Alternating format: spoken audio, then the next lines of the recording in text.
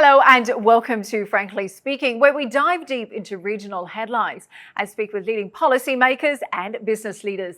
I am Katie Jensen. On this episode, we hear from Fabrizio Carboni, the Middle East Director of the International Committee of the Red Cross. We discuss his reaction to Israel Prime Minister Netanyahu's pending arrest warrant and explore if both sides will ever respect human rights in the midst of war. Plus, can the Red Cross help bring the hostages home? And why civilians could bear the greatest burden if the conflict escalates to other parts of the region.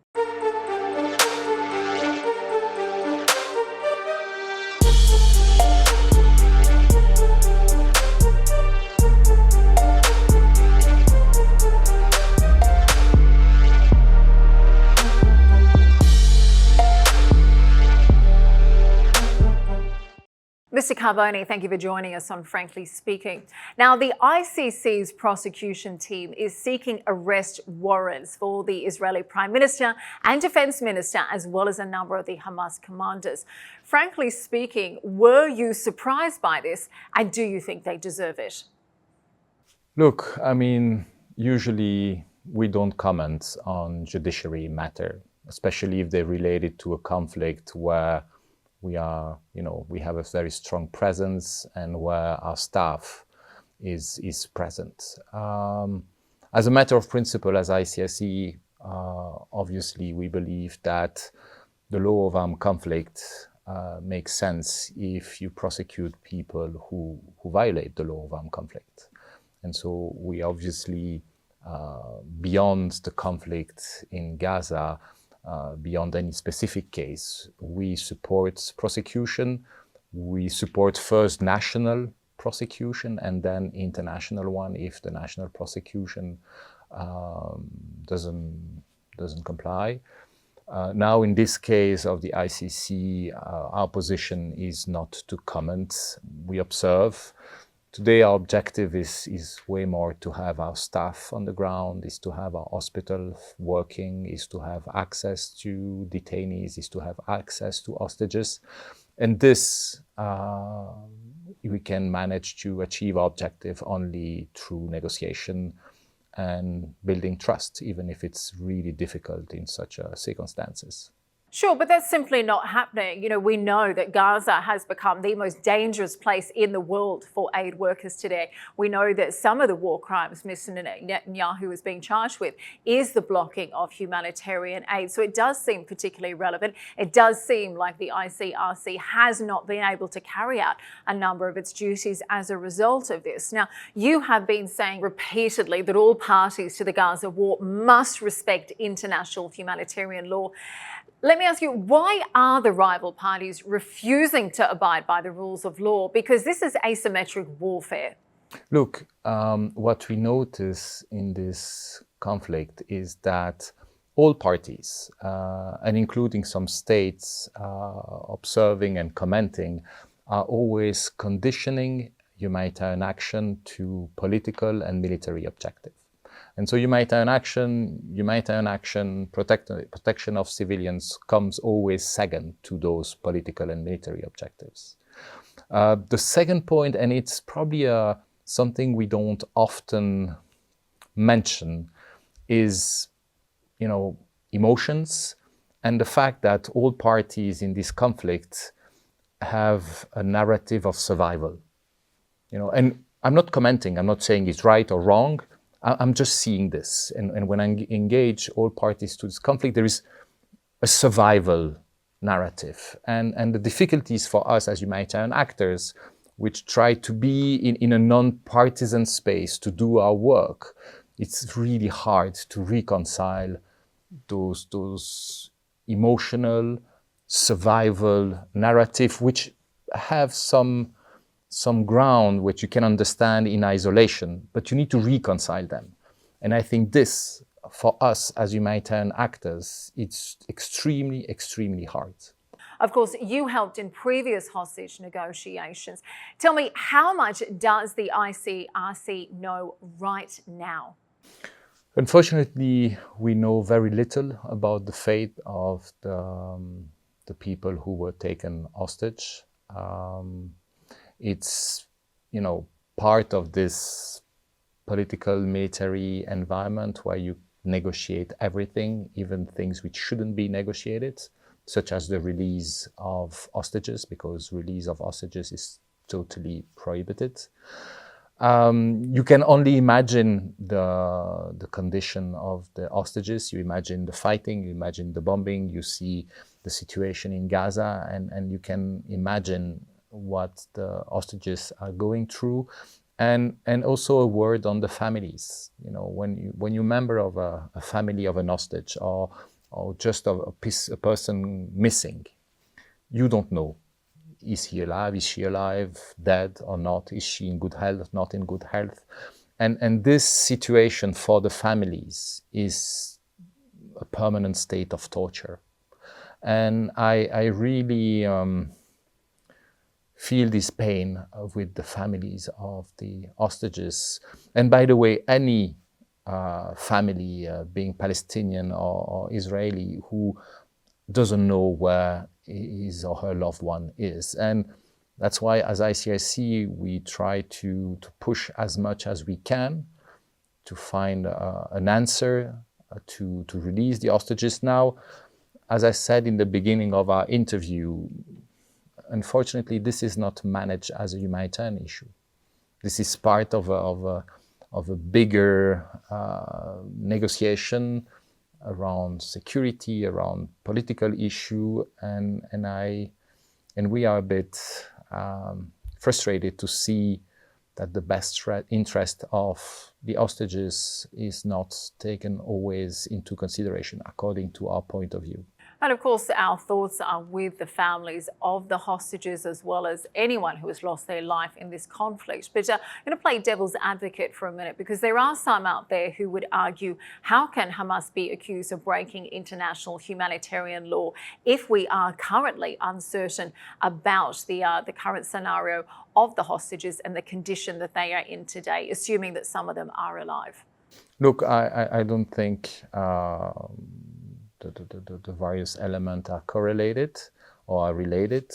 You know, and this is a concept which is sometimes misunderstood.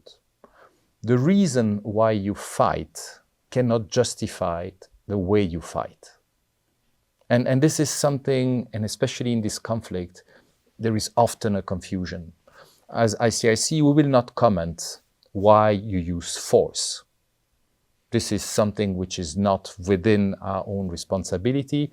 What we will do is to dialogue and engage on how you use force. And taking hostages is simply not allowed. Not to take precaution when you launch a military offensive in a densely populated area like Gaza is not acceptable. So we need to separate the reason why we fight and the way we conduct hostilities, the way we protect civilians, wounded, or people deprived of freedom. Well, let's talk about that in detail, because I want to pick up on your comment talking about the reason why the fighting is taking place does not justify how the fighting is taking place. We know the death toll for Palestinians is more than 35,500 now, according to Gaza officials. So what can the ICRC do to stop this horrendous bloodshed, apart from appealing to both sides to abide by international law? Look, I think as a humanitarian organization, we need to be humble.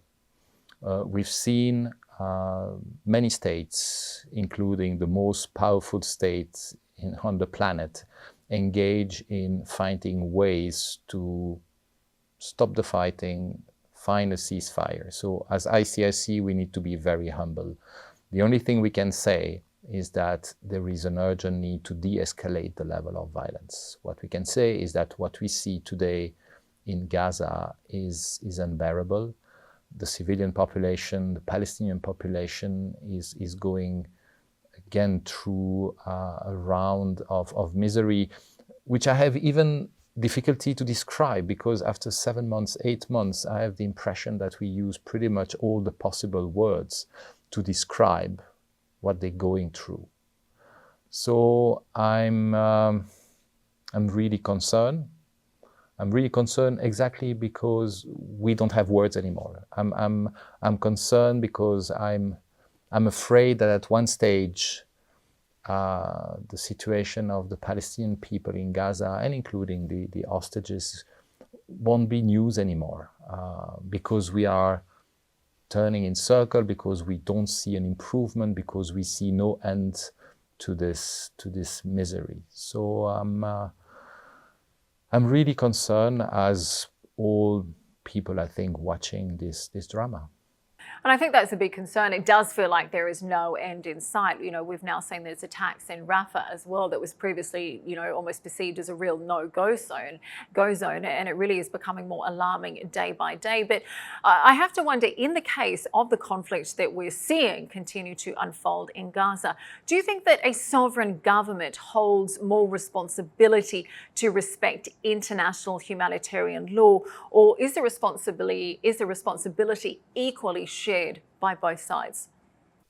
I think there is no hierarchy in this. I think party to a conflict, state or non-state armed group, have obligation. And by the way, when we think about this humanitarian obligation, it's basic. It's the minimum.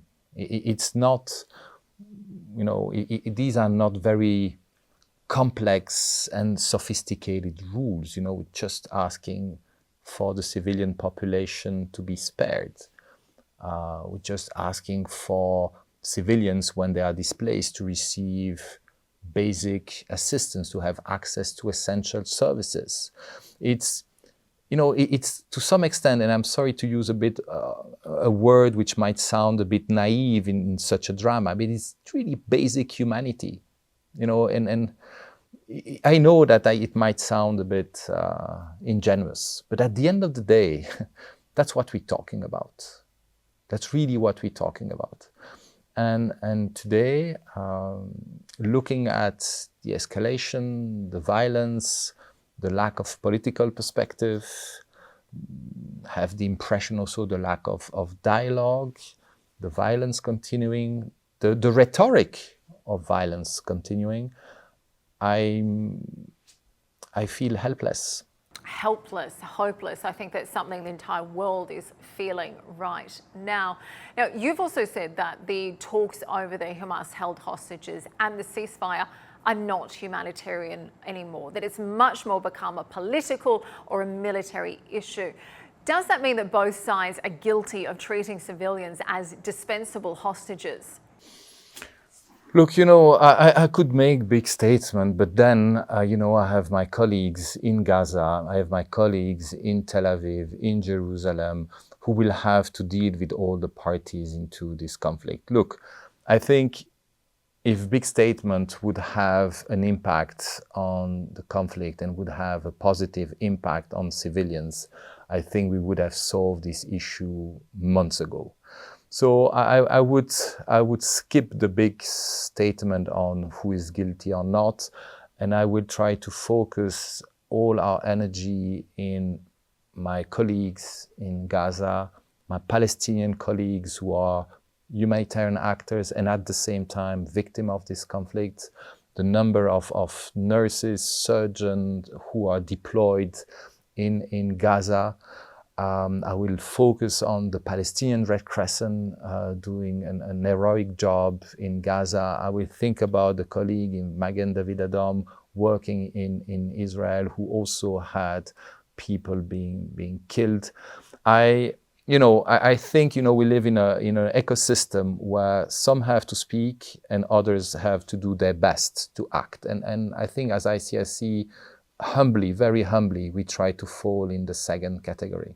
So tell me, I know you visited Gaza several months ago, but tell me, what are some of the stories that you are hearing from your colleagues on the front line who are dealing with these atrocities every day? I think for me, every time I think about Gaza, I'm thinking about my Palestinian colleagues, you know, who are trapped in Gaza. I'm thinking about their children, I'm thinking about their family, I'm thinking about the fact that, they've been moved again. Most of them were coming from Gaza City. Then they moved to Khan Yunis. Then they moved to Rafah. Now they are moving again. And I'm thinking about them. I'm thinking about, on one hand, their courage. And on the other hand, this feeling of not being able to help them, not being able to alleviate their distress, their anxiety, their frustration. As a father or as a parent, I also connect with my colleagues who have, children. It's now, 6-7 months that those children are living on a battlefield, because Gaza is a very special situation. You're permanently on the battlefield. You have, children who every day are hearing bombs.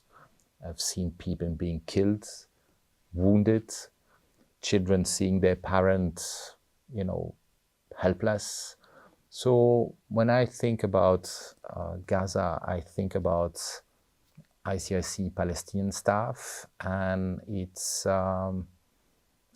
gives me the energy, humbles me, and at the same time makes me angry, because I don't think my colleagues need to go through this. I know that a number of your colleagues were involved in some of the hostage negotiations, where we saw the successful hostage prisoner exchange deal that took place in November last year. Do you think that we saw more of a humanitarian focus, more of a humanitarian priority when that deal was struck during the temporary truce? So it's really hard to answer this question. I mean, first, if you take hostages, you're already outside any humanitarian logic, because hostages are illegal because the objective is to gain something. So a release of hostages and associate the word humanitarian is, I believe, sometimes difficult. The only thing I can say is that during this pause, we could make a difference. We could make a difference for the Palestinian people, because humanitarian assistance increased significantly during this pause. We could have access to many areas safely and assist more Palestinian people. And at the very same time, we could release hostages, we could release detainees on the Palestinian side. And this represents a form of hope. And it allows me to mention also that a couple of weeks ago, during 2-3 days, the hope for a ceasefire and a release of hostages, I mean, we really thought, a lot of people thought that we would get there. And then suddenly it all collapsed. And I can tell you that the psychological impact of this failure on the civilian population in Gaza, on the families of the hostages, is devastating. Often we focus on the physical impact of conflict, the wounds, the people dying, but the psychological impact is, in my view, as devastating as the physical one. And the collapse of this negotiation, the fact that there was no more ceasefire possible, but only fighting, I mean, devastated emotionally, psychologically, millions of people. Do you think that the worst is over, or could the regional conflict expand even further? Look, the regional conflict is happening. It's not that we have to fear about a regional conflict happening. It's happening while we're talking. We have the fighting in Lebanon. We had this, I don't know how to describe it, this night where we had missiles and drones launched from Iran on Israel. I mean, this is something which I believe we pass a limit. So the regional conflict is happening. What I often keep in mind is the headline of one of the newspaper after the conflict in 2006 in Lebanon, and it was the accidental war. And today that's what I fear. I fear that the longer this conflict continues, the longer states, non-state armed group are exchanging fire, the highest is the possibility that there is a miscalculation and that it all goes out of hand. And this is a fear many of my colleagues, and I suspect also a lot of people in the region are fearing.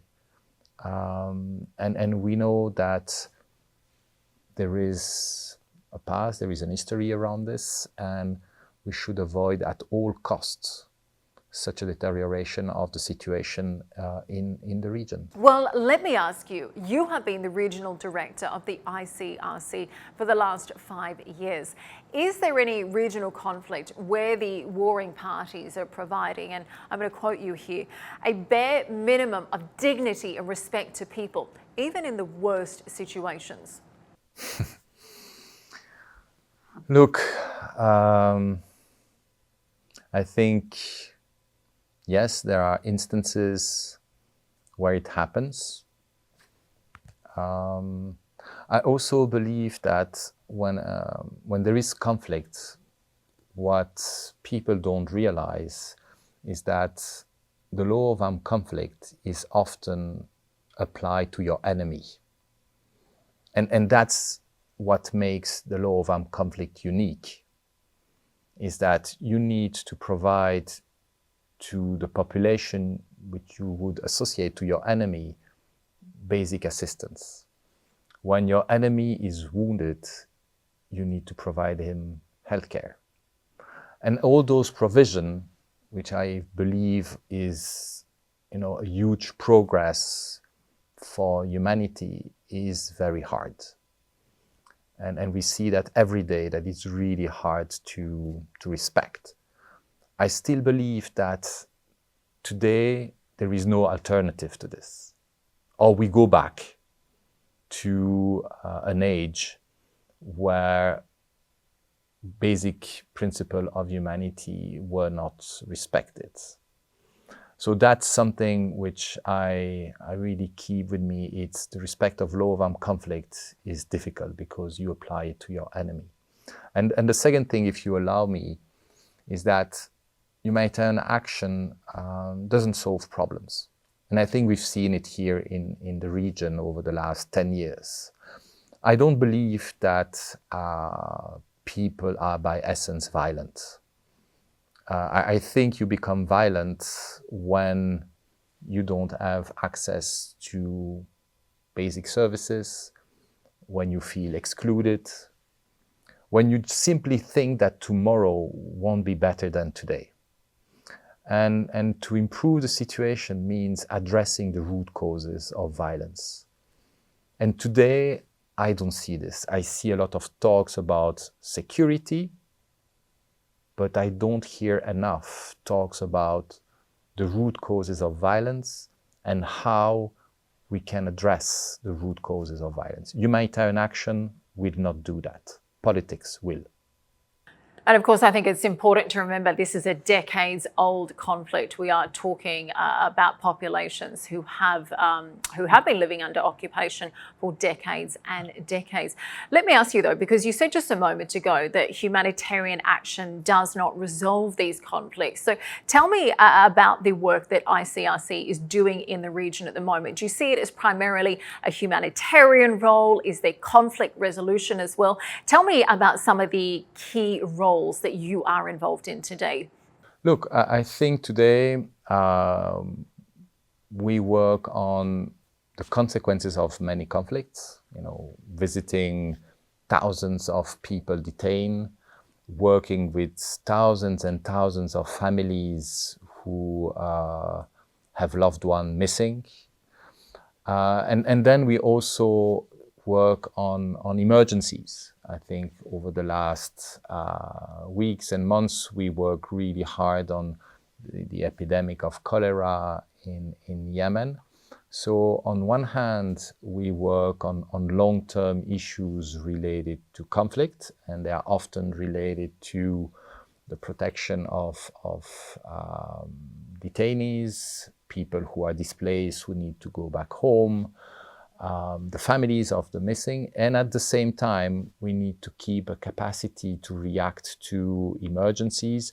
And I think the last one was the cholera epidemic in Yemen, or more than a year ago was the earthquake in Syria. With the crisis in Gaza, it obviously put on alert a lot of our teams in the region. I still hope that we won't cross this threshold of alert, even if in some country like in Lebanon, we had to activate our response for the hundreds of thousands of people who were displaced by the current conflict. But we really hope that at one stage diplomacy will prevail, politics will prevail, and not the use of force. Well, let me ask your thoughts on another major conflict in the region, in Yemen. Now, the ICRC facilitated the April 2023 transfer of close to 900 detainees that were held in relation to the Yemen conflict. Frankly speaking, is the momentum for a permanent Yemen ceasefire intact, or does it need rebuilding? That's a big question. I think, you know, the crisis in Gaza shook a bit all the conflict in the region and put some of them between parentheses.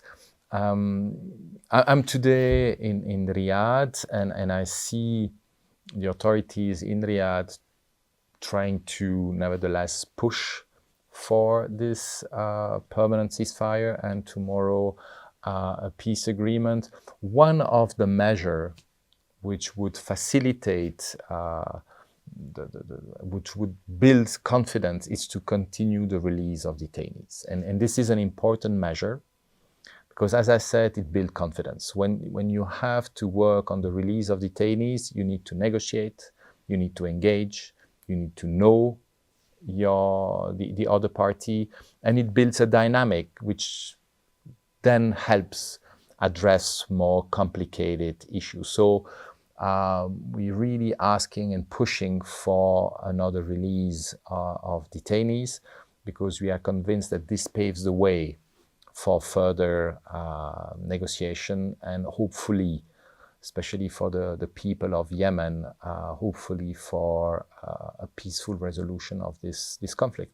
Absolutely, especially when we look at the famine that's ravaging many parts of Yemen, the extreme poverty as well. We do certainly need that permanent ceasefire. Now, final question today. You've had a very eventful 5 years at the ICRC as the regional director. Your 5-year posting soon comes to an end. I understand you're going to Washington. So tell me about the goals of your next assignment and how do you feel as 5 years in the Middle East is coming to an end very soon?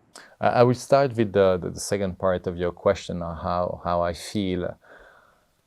Obviously, I mean, mixed feelings, you know, mixed feelings. I think on the one hand, you know, when I think about those 5 years, I often think about all the people I met in the region, you know, in Iraq, in Syria, in Lebanon, in the Gulf countries, in Egypt. And this is the positive aspect because there is an unbelievable human capital in this country, a lot of creativity, a lot of resources, and people who deserve better than what's happening today in the region.